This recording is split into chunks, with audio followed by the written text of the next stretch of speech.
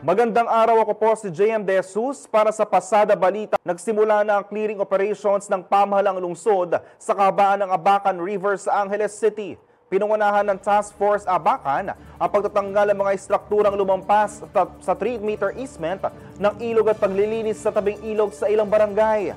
Kasama sa operasyon ng iba't ibang tanggapan ng Angeles City LGU tulad ng Environment Management System o EMS, City Environment and Natural Resources Office o CENRO, Angeles City Human Settlements and Urban Development Office, Angeles City Traffic Development Office, City Engineers Office, Barangay Affairs at Public Assistance Center, at Angeles City Police Office.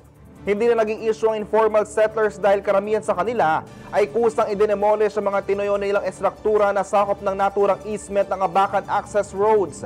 Nakatuon din ang operasyon sa kaayusan at pagpapadupad ng mga polisiya at batas na may kaugnayan sa pangkapaligiran para sa proteksyon ng Abacan River. Tuloy-tuloy ang clearing operation sa mga lugar na dinaraanan ng ilog, partikular sa Barangay Anunas, Amsik, Santa Teresita, Malabanyas, Pampanga, Ninoy Aquino, Balibago, Pulong Maragul, Pandan, Sapa, Libutan at Kapaya. Inaasahang matatapos ang pagsasaayos sa lokal na pamahalaan sa oras na maalis na lang lahat ng mga illegal structures at basura. Paraan din umano ito upang mapalakas ang kaalaman ng mga komunidad sa wastong solid waste management.